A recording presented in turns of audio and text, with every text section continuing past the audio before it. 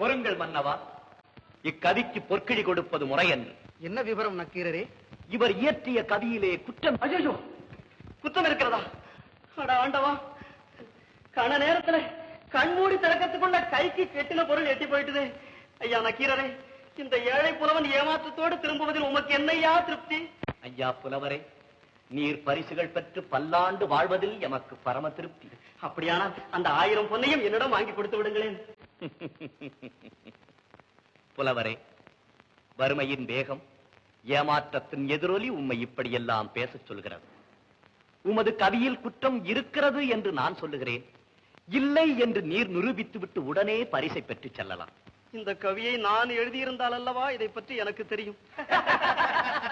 யாரோ ஒருவர் இதை எழுதி என்னிடம் கொடுத்து அரசு சபையில் கொடு 1000 பொன் கிடைக்கும் என்று சொன்னார்கள். அதை நம்பி இங்கு வந்து அகப்பட்டுக் கொண்டேன். இப்பொழுதுதான்